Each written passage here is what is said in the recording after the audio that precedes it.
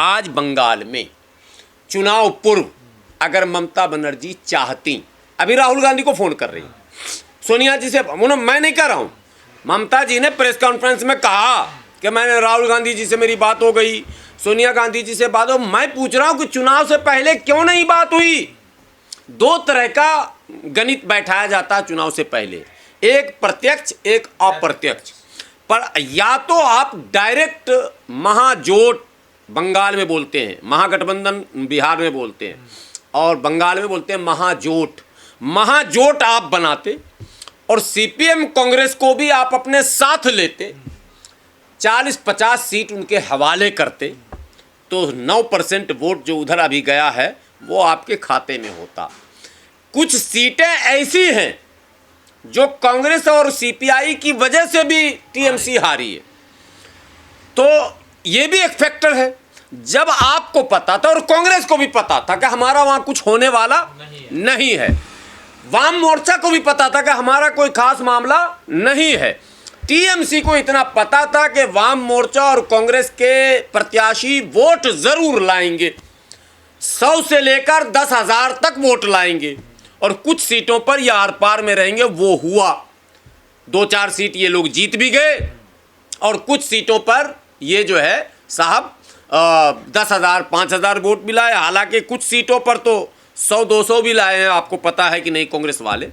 तो एक गलती है, आप जब दुश्मन को जान रहे हैं कि वो बहुत मजबूत हो चुका है, वो स्ट्रांग है, उसके पास एक रणनीति है, उसके पास एक ताकत है, उसके पास मैंने आप ही आरोप लगाते हैं, ईडी है, सीबीआई है, इलेक्शन कमीशन है, फला है, चिला मीडिया है, पूरी मशीनरी है। आप आरोप लगा रहे हैं, तो आप अमल क्यों नहीं कर रहे हैं? जब हम जान रहे हैं कि मेरा दुश्मन मजबूत है, तो दुश्मन का दुश्मन जो होता है वो दोस्त होता है। तो राहुल गांधी जी का भी दुश्मन कौन? मोदी जी। बहन जी का भी दुश्मन कौन? मोदी जी। अखिलेश जी का भी दुश्मन कौन? मोदी जी। टीएमसी का भी दुश्मन कौन? मोदी जी। तो ये तो इनडायरेक्टली ये सब आपस में दोस्त होने चाहिए, क्योंकि फार्मूला है युद्ध में, दुश्मन का दुश्मन होता है वो दोस्त होता है।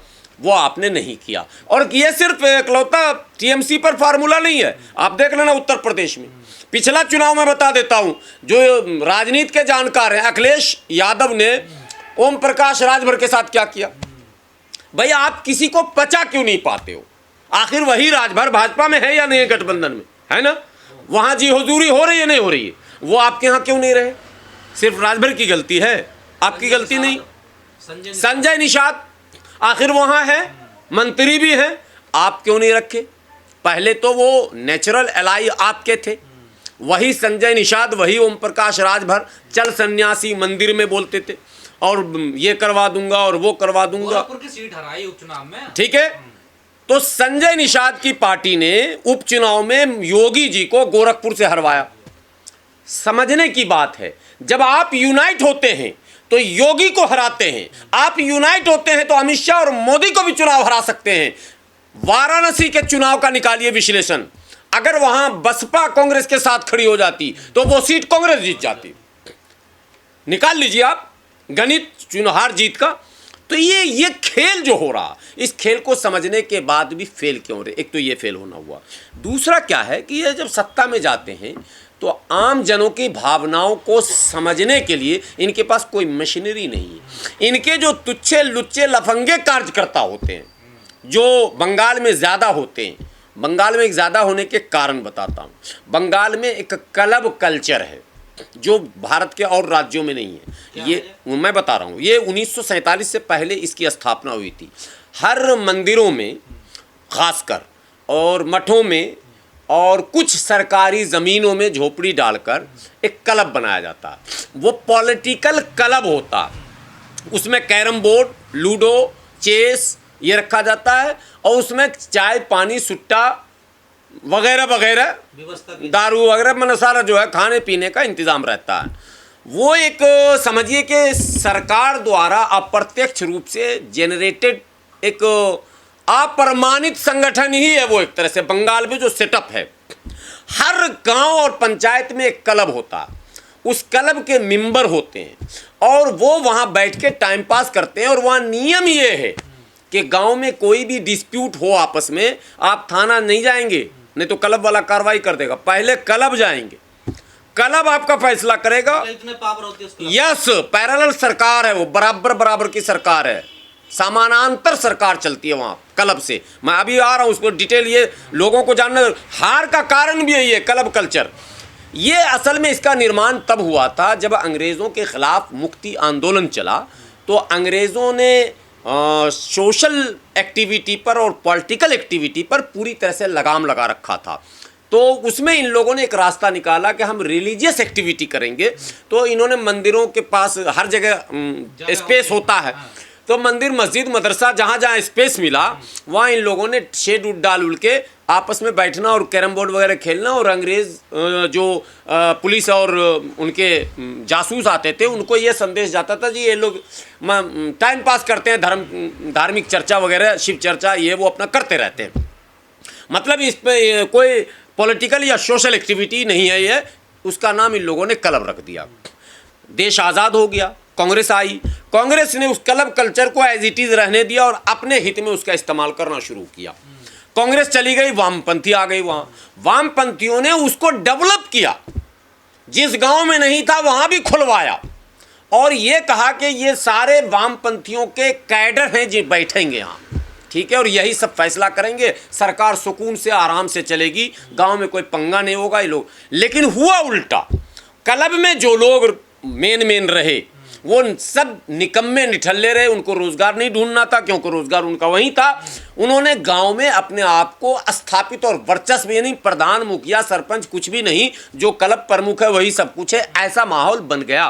थाने में भी उसी का प्रभाव, पॉलिटिक्स, सरकार उसी की, विधायक उसी का, सब कुछ उसी का। तो कमाने, खाने, लूटने, सताने का वो अड्डा बन गया। और एक शाहजहां वाला केस आपने सुना होगा, जो टीएमसी का नेता शाहजहां था, टीएमसी का नेता शाहजहां था, गांव का नाम अभी भूल रहा हूँ, मुर्शिदाबाद के आसपास की ही घटना है, बहुत बाविला मचा था, आपने बयान भी लिया था उस टाइम, टीवी पर खूब चला था। उसकी गिरफ्तारी हुई थी, उस पर बलात्कार का आरोप लगा था। वो टीएमसी का क्लब का मेन नेता था और क्लब में ही दुर्व्यवहार हुआ। क्लब में आधार कार्ड जब शुरू हुआ तो क्लब में बनता था, पहचान पत्र क्लब में बनेंगे, पैन कार्ड क्लब में बनेंगे, सरकारी योजनाओं का जो भी राशन कार्ड सुधार क्लब के लोग करवाएंगे, यानी जो क्लब में है वही समझिए सारा लोकल बॉडी मानी जाए, जो जिसने पूरा कैप्चर कर लिया, पूरा कैप्चर था। अब वामपंथियों का पूरा जब वर्चस्व था, पूरा क्लब था, तो वामपंथियों को ये गुमान हुआ कि ये सारे कैडराइज हैं हमारे। कैडराइज समझते हैं ना, चूंकि वामपंथी एक विचारधारा है, उनको लगा ये मेरे विचार से प्रभावित है, अब ये कहीं हिलेंगे नहीं, इनका कंट्रोल हर जगह हो गया, सरकार हमारी चलेगी। 3 दशक वो सरकार चली। लेकिन जब ममता बनर्जी मैदान में आई तो वो क्लब को धीरे धीरे इन्होंने मोटिवेट करना शुरू किया, और उसका नतीजा ये हुआ कि ममता बनर्जी की सरकार फुल मेजोरिटी की वहां बन गई उस क्लब की ताकत से। तो ममता बनर्जी को ये जानना चाहिए था कि जिस क्लब को मोटिवेट करके मैं सत्ता में पहुंची, उस क्लब पर किसी और की भी नज़र है, और उस क्लब पर नज़र पड़ी आरएसएस की, और उसने बरसों वहां काम किया। जो क्लब मंदिर के इर्द गिर्द या उसके प्रांगण में थे, उसका बहुत बेहतरीन इस्तेमाल किया गया, वहाँ मोटिवेट किया गया, वहाँ हिंदुत्व के एजेंडे को सेट किया गया, उसको आर्थिक मदद दी गई, और धीरे धीरे उस पूरी व्यवस्था को अपने हाथ में लिया गया। नतीजा, झंडा हाथ में टीएमसी का है, लेकिन दिल में भारतीय जनता पार्टी, ये हुआ वहाँ, और वो परिणाम ये आया। ये एक क्लब कल्चर का फैक्टर था। दूसरा फैक्टर था पार्टियों से तालमेल ना होने का। तीसरा फैक्टर था कि जो ओवैसी और हुमायूं कबीर ने बीज बोया बाबरी मस्जिद का, ये बाबरी मस्जिद का जो फितने का बीज था, ये भी बहुत खतरनाक बीज था भाई, इसको हल्के में नहीं लीजिए। इससे भी ध्रुवीकरण हुए हैं पूरे बंगाल में, और भाजपा और आरएसएस तो चाहती थी कि ध्रुवीकरण हो, सो उसकी मनोकामना, उसकी इच्छा, हार्दिक इच्छा, वो हुमायूं कबीर और हुमायूं सगीर, कबीर कहते हैं बड़े को, सगीर कहते हैं छोटे को, वहाँ छोटा भाई बन के गए थे शिरवानी वाले बाबा, तो हुमायूं कबीर और सगीर दोनों मिलके वो इच्छा उन्होंने पूरी कर दी, और तकरीरें होने लगी, भाषण होने लगे, बना के रहूँगा और करके रहूँगा। और इधर शुभेंदु ने कहा मैं ईंट नोच लूँगा, मैं बनने नहीं दूँगा। आप पूरे चुनाव में अमित शाह के भाषण, हेमंत बिश्व शर्मा के भाषण देखें, बाबरी मस्जिद का ही नाम लिया गया। भाई क्यों लिया गया नाम? क्या है वो विवादित तो नहीं था, वो तो बगैर विवाद की ज़मीन पे बन रहा था, लेकिन नाम बाबरी रखकर एक विवाद पैदा किया गया। बाबरी नाम क्यों रखा? एक तीर से दो शिकार हुआ हुमायूं का। हुमायूं को इधर से आर्थिक मदद मिली और हुमायूं को Z+ सिक्योरिटी मिली और हुमायूं को मुसलमानों की भी मदद मिली और सहानुभूति सिंपैथी मिल गई, पैसा भी मिला। तो भैया इस व्यापार को करने वाले लोग मार्केट में आए। दुर्भाग्यपूर्ण घटना है, कड़े शब्दों में इसकी निंदा होनी चाहिए। हिंसा किसी भी समस्या का समाधान नहीं है, संवाद का माहौल बनना चाहिए। लेकिन ये सब कुछ कैसे हुआ, क्यों हुआ, इसके लिए सिर्फ भारतीय जनता पार्टी जिम्मेदार नहीं है।